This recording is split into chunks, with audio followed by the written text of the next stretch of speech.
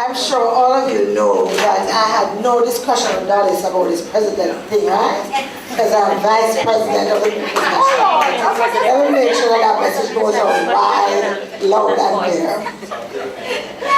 It's on television, can you imagine that? Okay.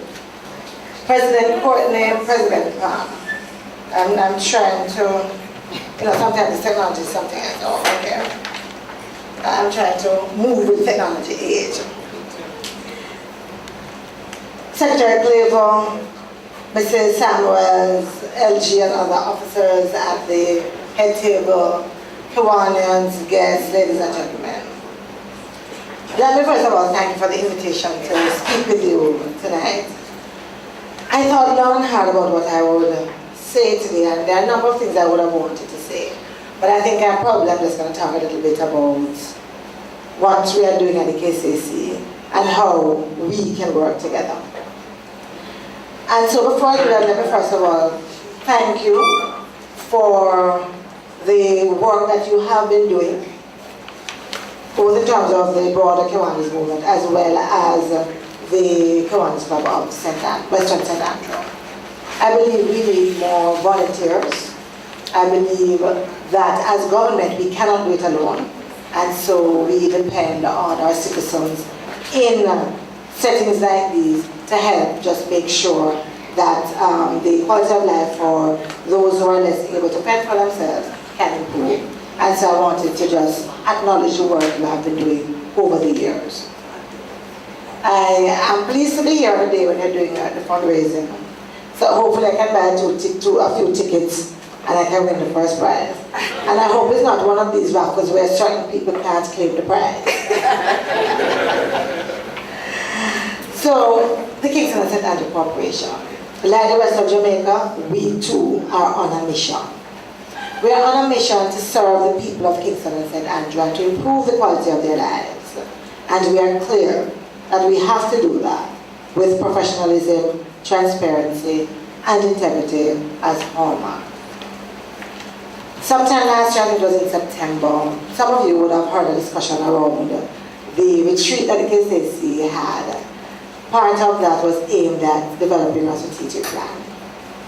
So I wanted to share with you today a little bit around the strategic framework that we've developed so far, share with you what are our priorities, and talk a little bit about those, if you allow me. I like to refer to our priorities as the 4 C's. The first C is around our citizens, because that is at the center of all that we do. We are very clear that we sit as members of the KCC because citizens have placed us there. They have placed us there to do some work for them and on their behalf. So whatever we do, we have to have our citizens at the center of it. The other C is about community. And when I talk about community, I'm talking really about the space, the physical space called Kingston and St. Andrew. Where are our green spaces? What do our community facilities look like? What are our roads looking like? The buildings, planning our communities. And then the third C is our council. And when I talk about council, I'm thinking more of the administration. What are the resources that we use to deliver these services with which we are tasked? Do we have qualified individuals who are capable of delivering the standard of service that we believe the citizens deserve? And then the fourth C is cash. And you would know, because you're doing your fundraiser tonight, that there are few things you can do without cash. Before 1993, the councils received 90% of our entire budget from the government through subvention and grants.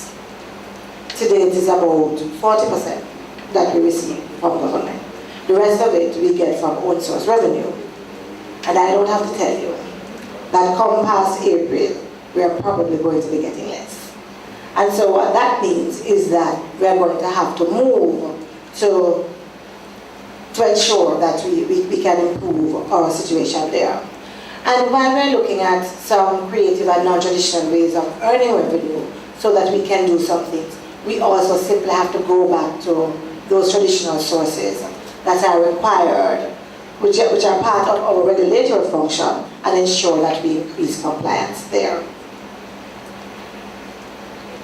I like to tell people that if we continue just putting at the forefront creating a clean and healthy city, we will cover all our 4 Cs.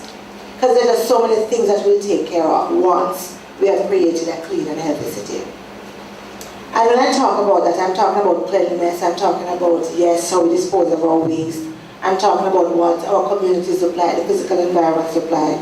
I'm talking also about the spiritual and emotional health and well-being of our people. I'm talking about healthy practices, not just around lifestyle, but around governance, around honesty, around public order. Those are the things I'm talking about when I think of a clean and healthy city. So it hasn't been by accident that we have celebrated last year for the first time African Liberation Day, which we hope to make an annual event. Or nor that we instituted long before the government itself did Marcus Garvey Day, and that we intend to make that an annual event. Nor that we're doing an Easter gospel concert at the end of this month. Neither is it by accident that last year we started our clean community competition, that we did some cleanup around Labor Day and entreated people to just join us in making their places look a little bit more aesthetically pleasing. Neither was it an accident that we did some paint up and some beautification for independence. Neither is it an accident that we have participated in about 6 walk-stroke-runs since April, because it is about creating that clean and healthy city. But I know that many of you, when you think of the responsibilities of the Kingston and ST.ANDREW Corporation, you think of more traditional responsibilities like roads and street lights and markets and drains and gullies and planning permits and building approvals and general order. And I must tell you that we have been looking at those traditional areas of responsibilities. And what we have been doing is that we have had a couple of sector meetings with individuals in industry to look at the processes and the case they see, and to see how we can streamline it and make it more user-friendly. And we have started doing that. And we should shortly be completing our customer service strategy and plan, which is aimed at improving the service that we offer, and again speaks to putting our citizens at the center of all that we do. But you know, for all of these things, the traditional responsibilities as well as the new one, we're going to need cash to do it.